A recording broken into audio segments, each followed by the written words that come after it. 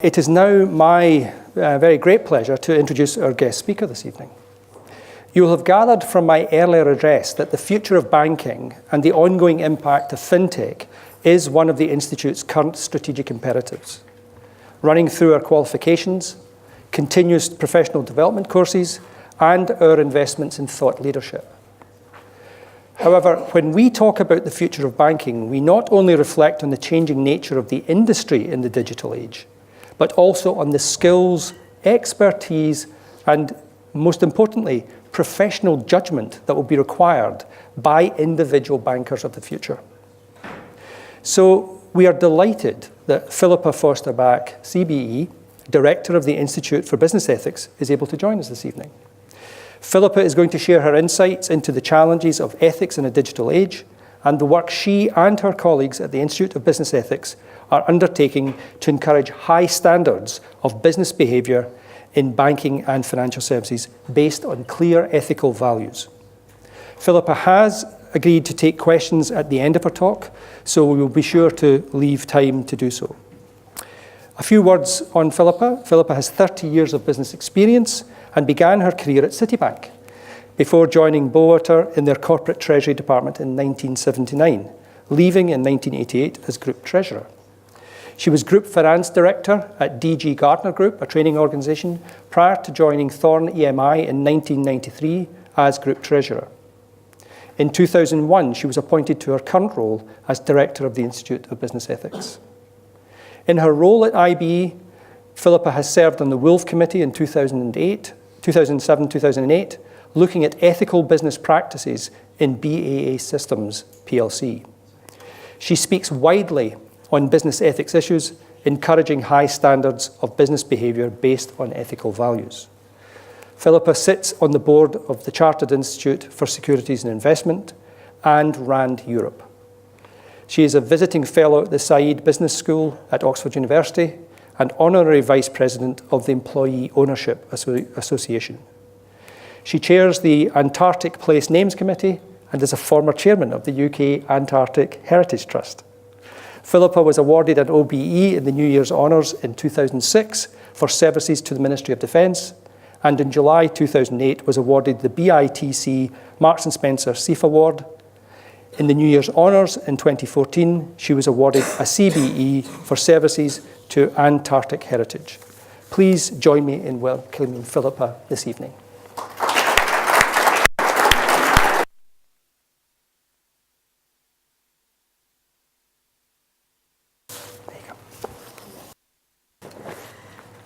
Well, good evening, ladies and gentlemen. It's a great honour to be here, and thank you, Robert, for your kind words of introduction, although I do get embarrassed, I'm sure we all do, when we hear our life fleeting before us as somebody else is talking about it. But yes, Antarctica, you may wonder, it is a passion of mine, but there is some reason to it. My grandfather was on Scott's last expedition, and so having been about 10 when he died, I've always had that interest and been very fortunate to actually pursue the interest as a sort of extracurricular, as it were, to my day job. We're going to talk this evening about ethics in the digital age. It is a hot topic, and it certainly is, particularly in the sector that you're all working in banking.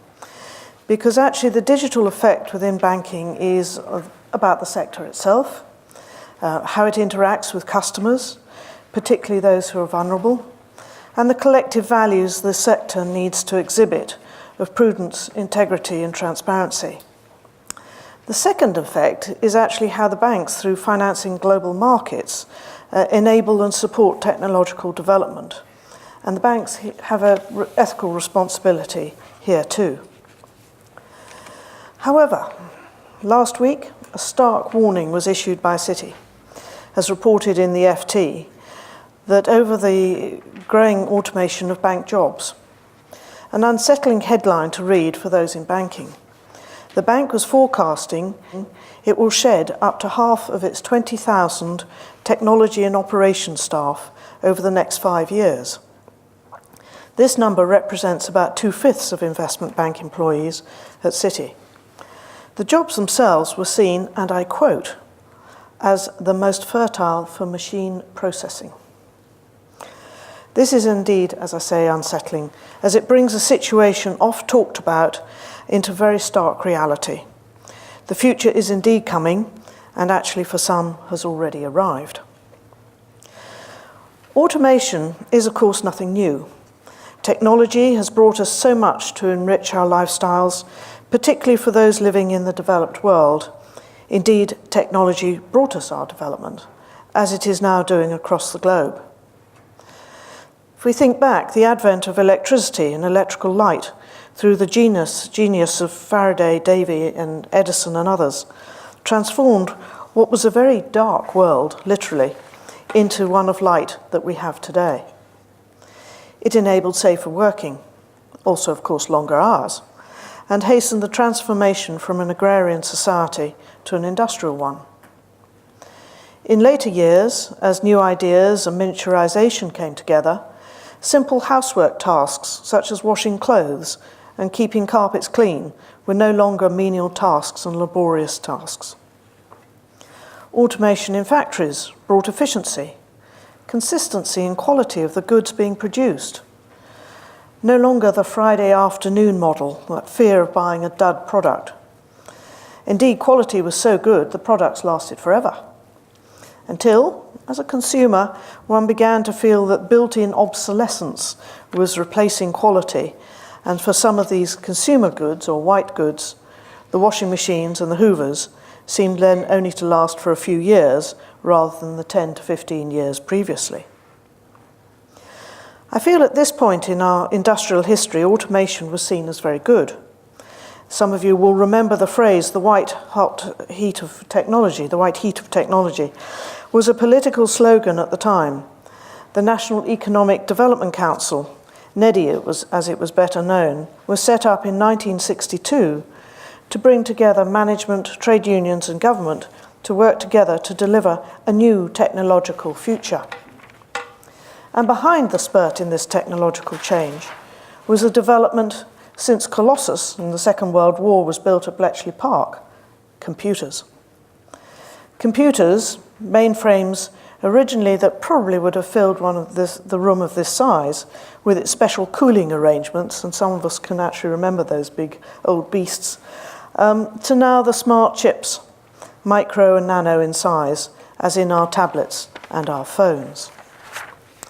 So automation is still good. It brings innovation, efficiencies, productivity, but there is for some a feeling that the pace and velocity of the change it brings is now overwhelming us. A part of us does not want to hold back the future, but what is it really bringing us? And what does it mean? What are the implications?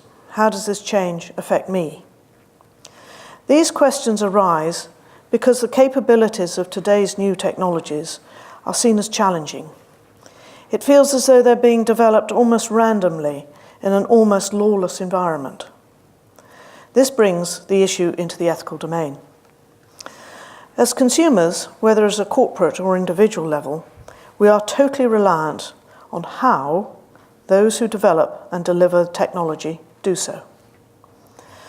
The IBE defines business ethics as the application of ethical values to business behaviour. It's quite a simple concept. It's not rocket science. It's about how you do your business every day, day in, day out. So what values drives organisations in its relationships with customers, suppliers and employees, as well as its funders and shareholders? If values are the drivers, it is the resultant behaviours that we experience. Sometimes behaviours so appalling as we directly experience, or we know the experience of others, or read about them and hear from other sources. We question the company's real values. Phrases such as greed, profiteering, extortion, value extraction, then get used, and the reputations of the great and good, companies and individuals alike, begins to fail.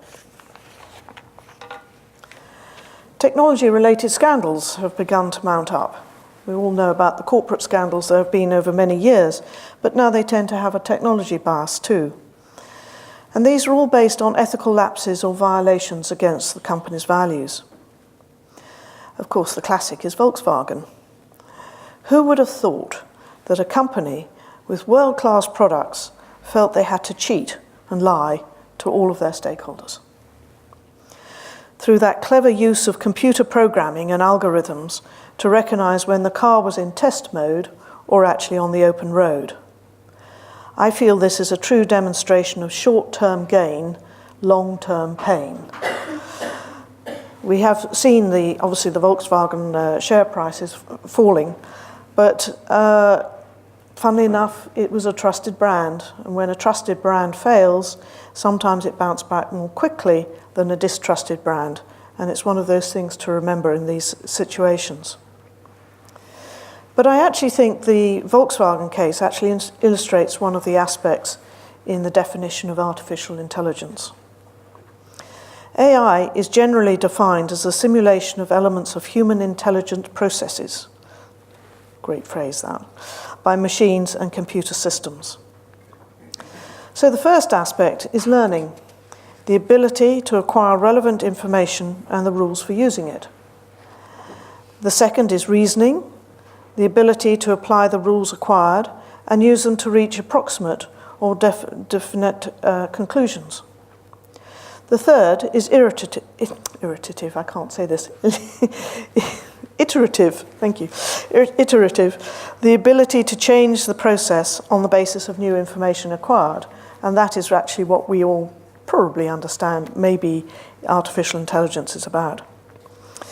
An application of the latter, of course, is the driverless car, and actively being developed by Tesla, who are now using a phrase called renewal learning, which is certainly a new one on me, on their cars rather than computer vision. And it's all about how the cars actually are beginning to recognize other items, other cars, other factors around the vehicle as it's moving forward, and how that renewal learning actually gets built into the Tesla model so that it can recognize these things again in the future. But, of course, at the end of the day, as we've seen quite recently, was the Tesla car on autopilot or autonomous mode? Still come back to technology, comes back to definitions, and actually for those people sitting in the car, should they have taken over if they see something go wrong? Which, of course, was sadly did not happen when the Uber car caused the fatality last year of a pedestrian who was walking a bicycle. The car actually didn't recognize that because she wasn't actually on the designated area that she might have been on, which the car had recognized that there was a sort of crossing coming up, but she was just off that. And actually there was somebody else in the car who did not take over.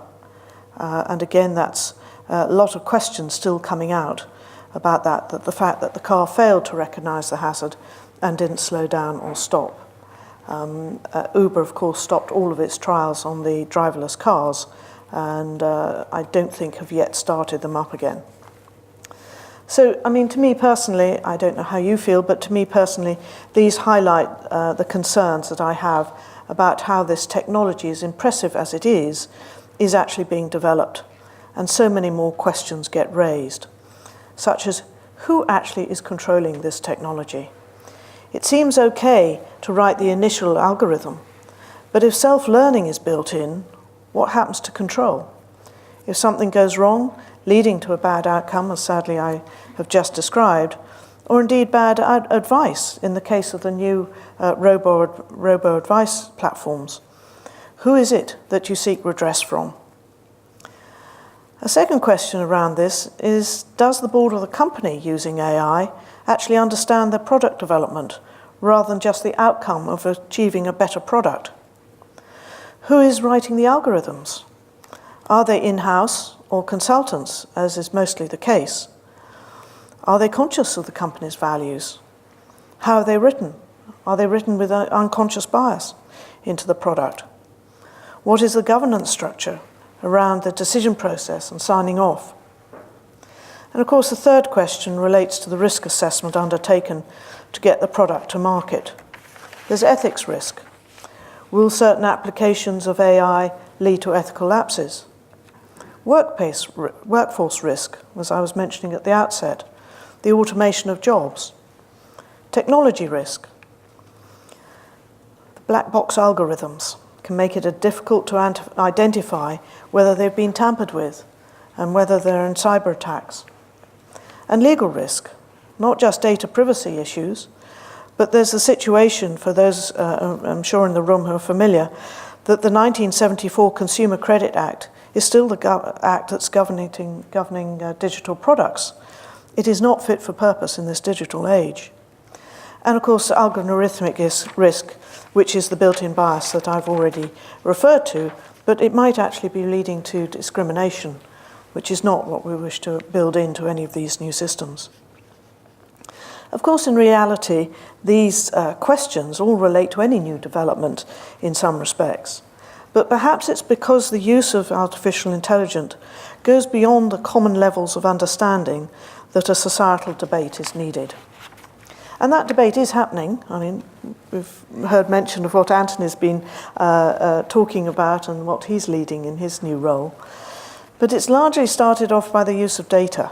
I would say that is a positive outcome of GDPR and what we've all been working on beginning half of this year, which I never thought I would actually say, but it's really had a reminder to everybody about how important data is, and we are very conscious of this now, how it's used, how it's misused, the extent to which it's been hacked, and how those companies where hacking has occurred, how they actually react to that.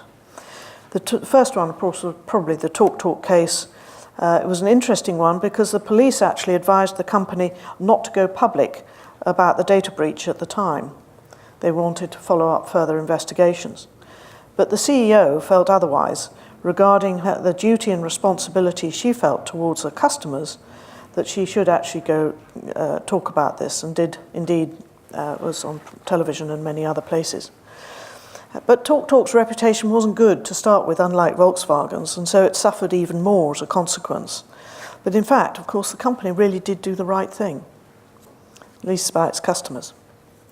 Facebook is another company that's been under the spotlight more recently, with a seemingly inability to delete material, unless it suits them, it would seem.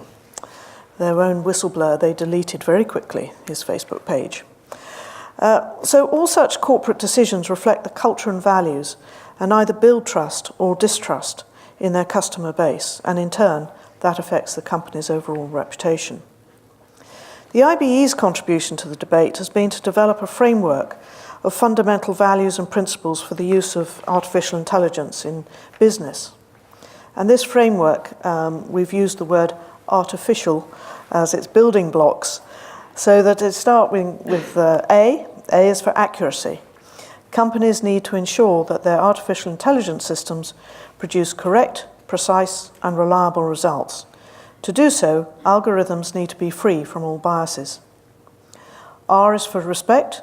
This is respect for privacy, and I mentioned GDPR earlier. T is for transparency and openness. This will help the public to gain confidence in what is being developed.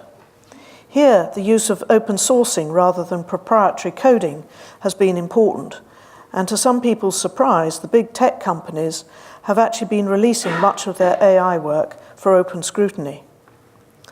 I is for interpretability.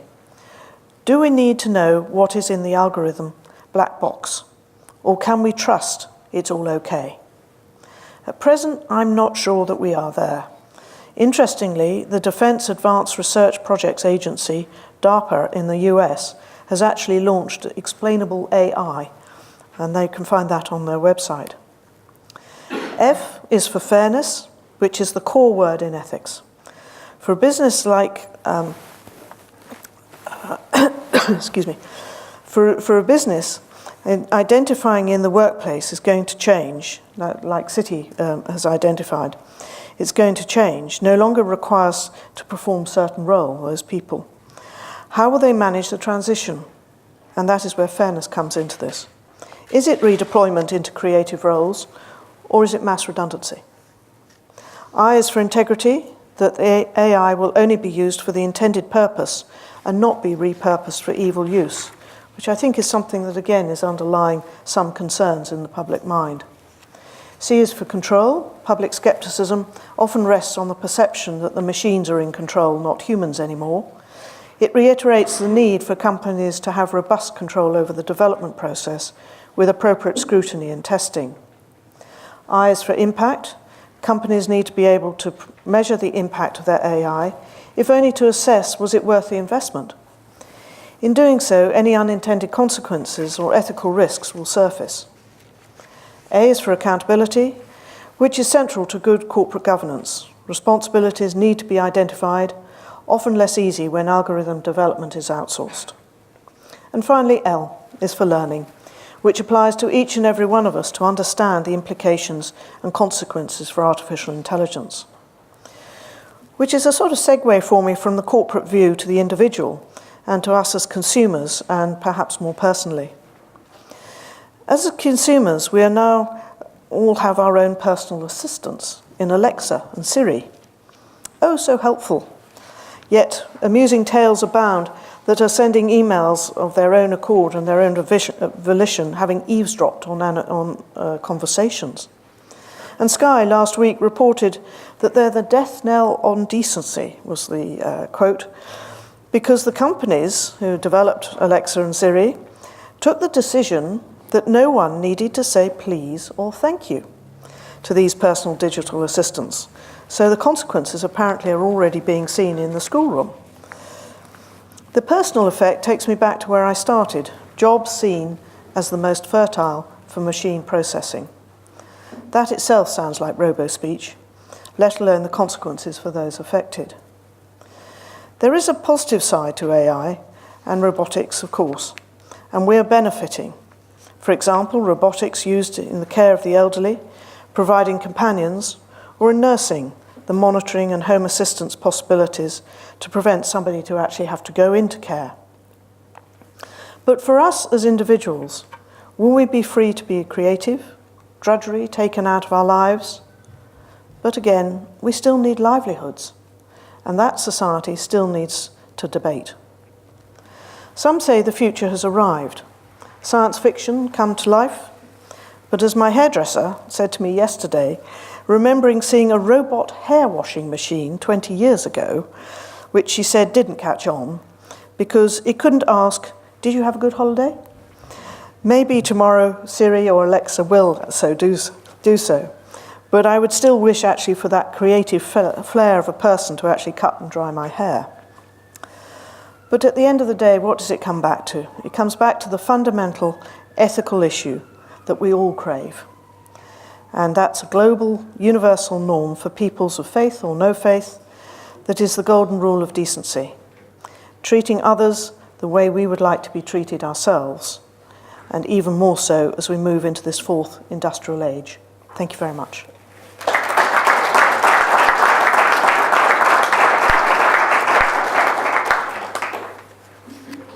Thank you, Philippa. I'd like to open it to questions or comments from the floor, please. Is there, Catherine? Yes, so I should say there's a microphone coming round, so we can pick it up for the global audience. Catherine Smith, thank you very much for that very, very good and concise presentation. First, an observation. It is worthwhile saying to Alexa, Alexa, auto-destruct.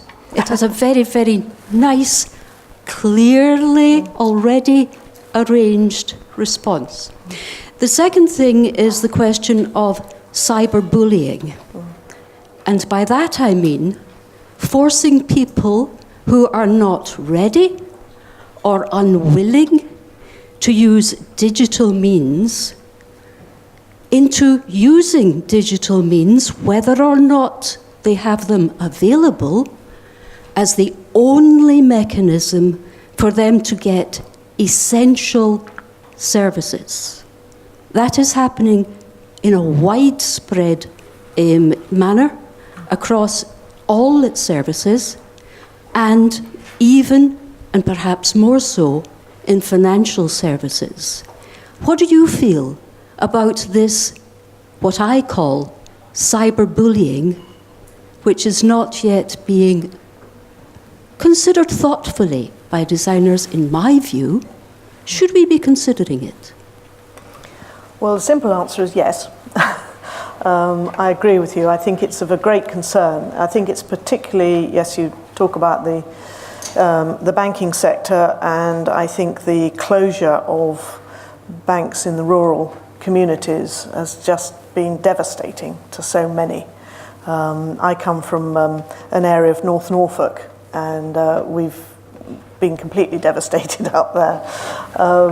And for people who don't drive, don't have access to travel because there's probably only one bus a week that might go in through the village, it is having a real effect on this sort of change, which is being done to them.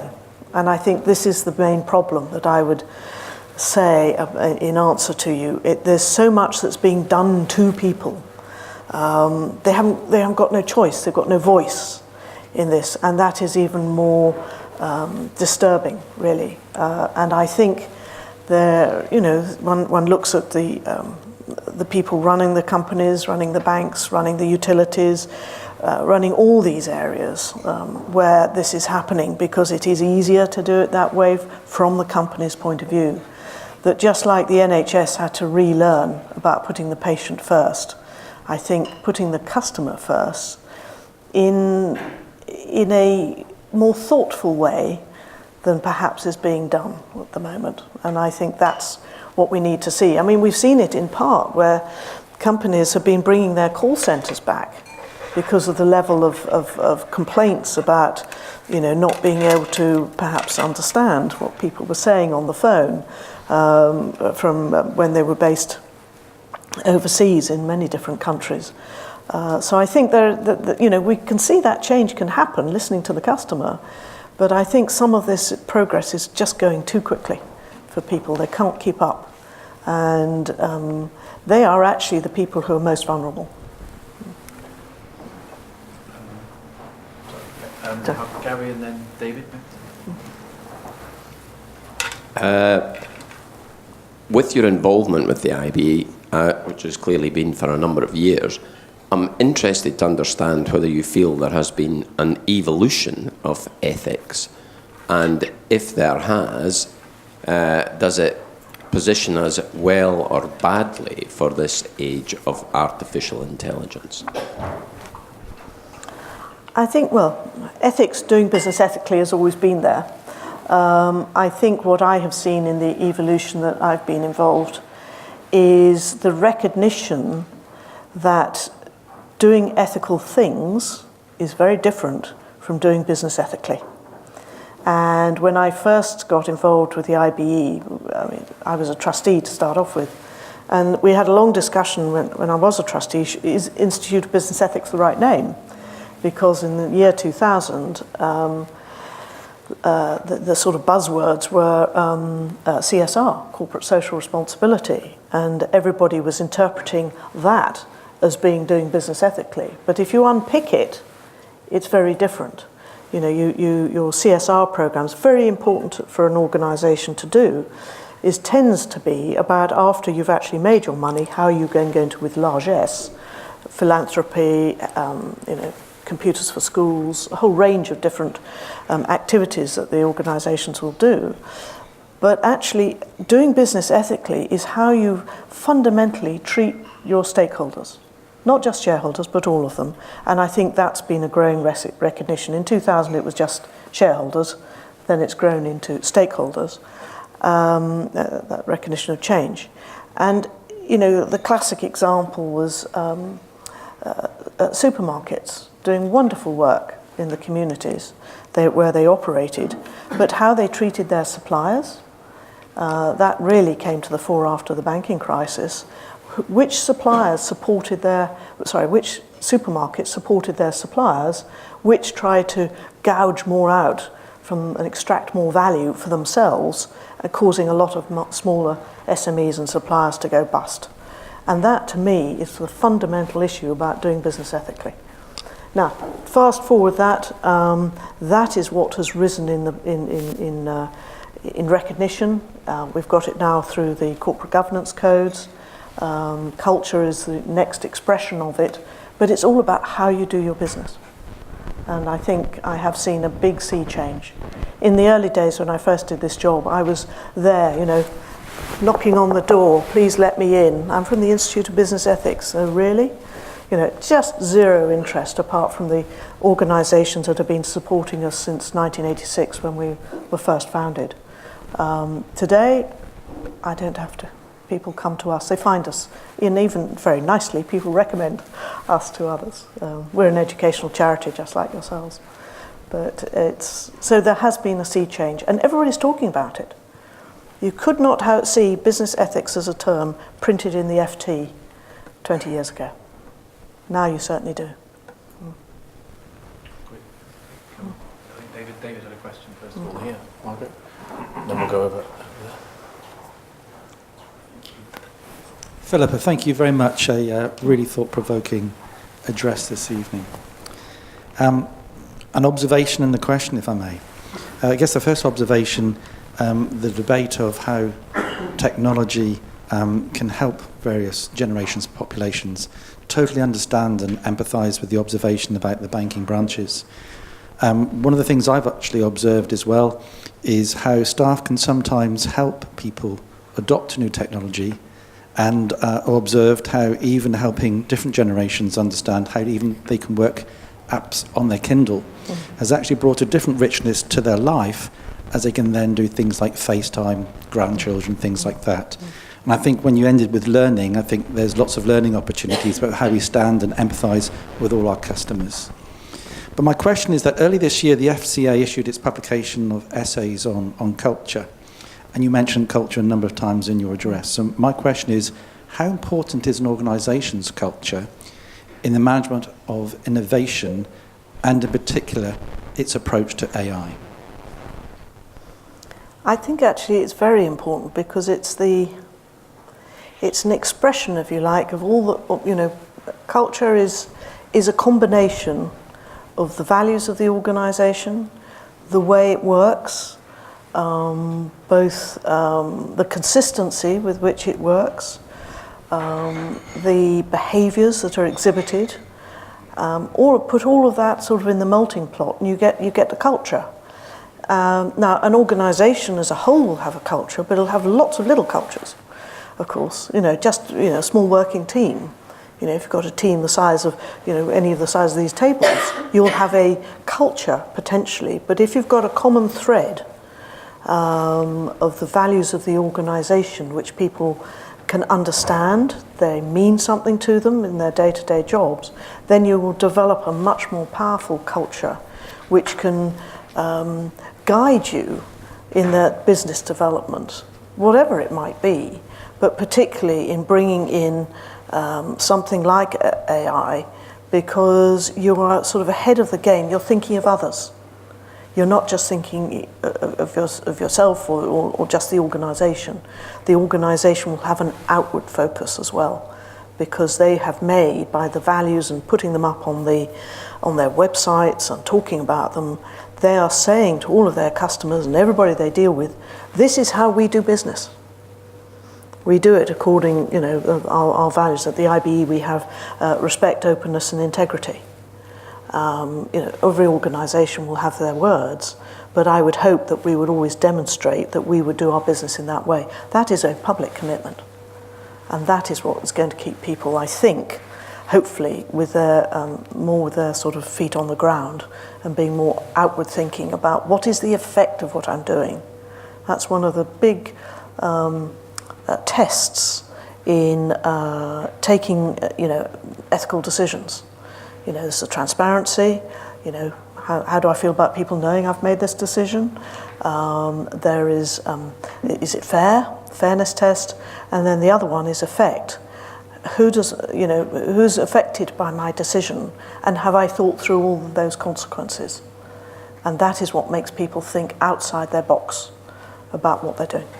There was a question over that side of the room, and then we'll come back to Robin afterwards. Yeah.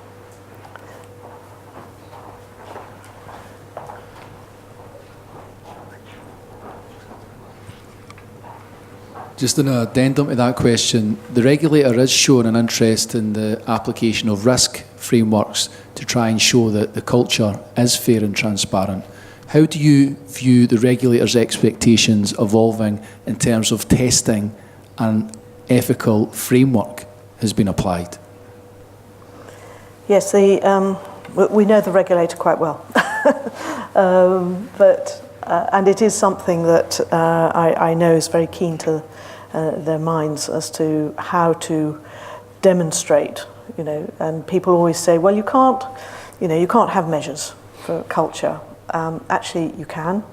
And if I may, I'll give a plug to a publication we issued earlier this year about cultural indicators, and some other work that we'd done previously, which looked at living up to your values. And this is really looking at a whole range of symptomatic indicators, that data that companies are already collecting. But in the past, and this is changing very much at the moment, in the past that data was looked at in silos, particularly in the larger organisations. There wasn't cross the board reviewing of data coming out of HR. The sort of data, obviously employee surveys, nearly every board would look at an employee survey, but are they marrying that with number of tribunal cases? Are they marrying it with what people are saying on Glassdoor? Are they marrying that with some of the Speak Up data on bullying and harassment? All of these other, or absence records, all of these things, you start putting them together along with some other measures about, the complaints, things like that. You can start seeing if there are any pockets of problem within the organisation. And I think the regulators are going to get much more, they're going to be much more testing on asking you, how are you doing it? They're not going to tell you. And it's quite rightly too, because there's no one size fits all. You all have to create your own dashboards. It doesn't matter whether you're in the banking sector or if you're in the commercial sector, whether you're in a BAE or a Rolls-Royce, both in the same sector. They are very different companies, and every company is different, so you need your own dashboard. But I would suggest there's an awful lot of data already being collected, but it's not being looked at holistically. And Marvin, Robin had a question in the front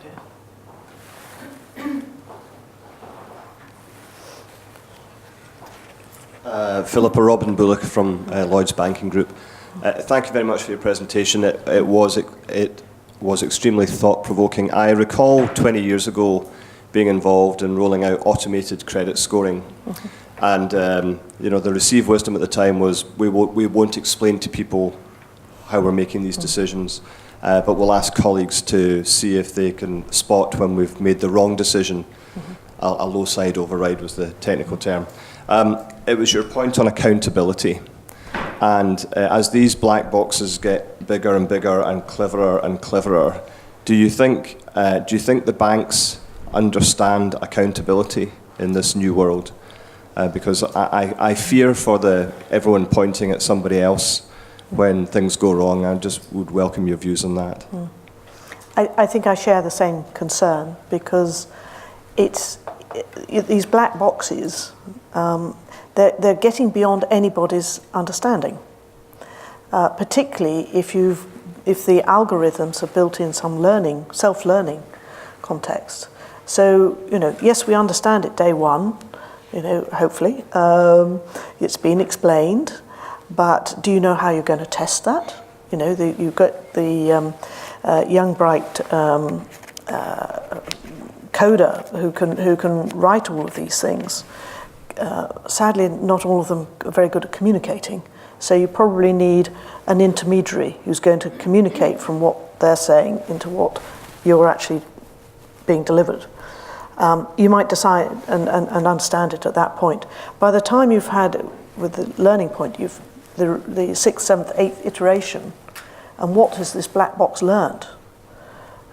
There's going to be nobody who will understand it. And what test measures are being put in place to think, how are you going to test that? There must be some, otherwise you lose accountability totally. And then if something does go wrong, as I was saying, who is accountable? do you follow it all the way back to the original person sitting in a back room somewhere who's written the original code? That doesn't seem very appropriate. Do you put it on the board of directors who've authorised it and said, this is our brand new product, we're really pleased with it? My concern is we haven't really debated these things, and it's rushed ahead, as all good technologies do, and we are sort of catching up. The law is way behind. They're still in the last century in some of these things, as I said. So we've got this divergence, and it's being filled with concern, and people not really knowing quite how do we tackle these concerns. Because if we don't do it soon, it's already the horse has bolted on this one, and we're trying to play catch up. But I do have a concern. I share your concern. And Philippa, I think our president furiously scribbling, coming up with a fiendishly difficult question for you to finish off. So I think your am I not keeping you from your drink? Not at all. No, thank you again for a lovely, very interesting and very insightful presentation. What I'm interested in, is there an industry sector, a company or an organisation that you could share with us that you would say represents a sort of high watermark today in the application of their ethics with their business practices or their organisational practices? And if so, what makes them stand out? That is a horrible question. I apologise. The reason being, as soon as I mention anybody, you'll probably see them in the press tomorrow morning. It's very unfair to any company to actually put them on such a pedestal.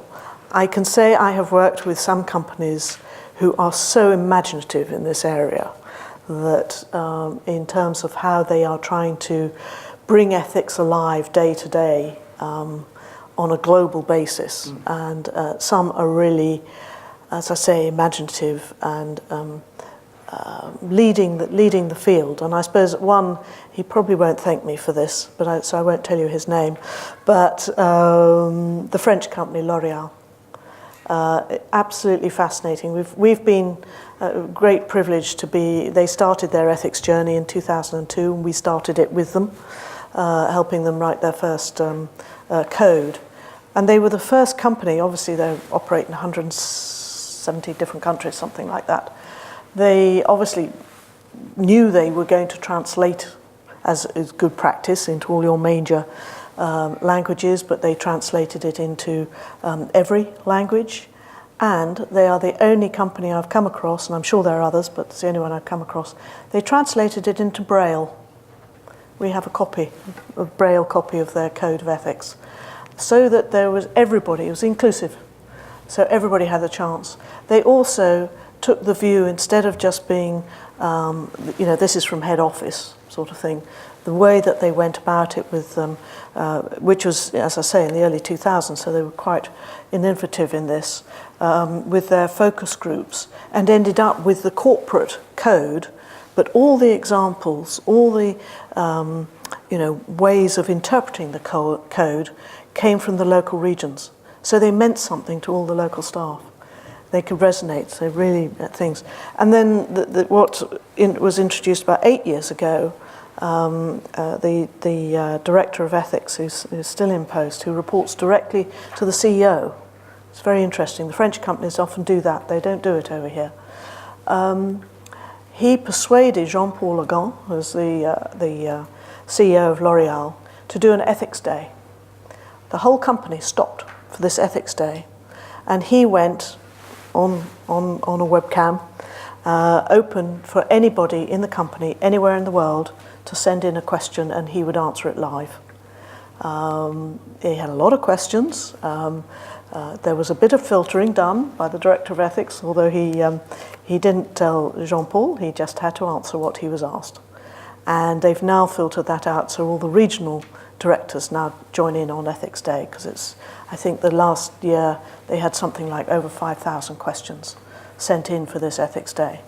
And the commitment of that organisation and that CEO and that leadership team to doing business in the right way. They still have problems. They still have, like any company, they've got, sadly, they'll have people doing the wrong things, thinking they're doing the right things, but actually doing the wrong things, and so on and so forth. They've got some big issues to face, but this is their approach. And I travel to New Zealand every year, and meeting the L'Oréal people in New Zealand, I could be talking to them there in Paris.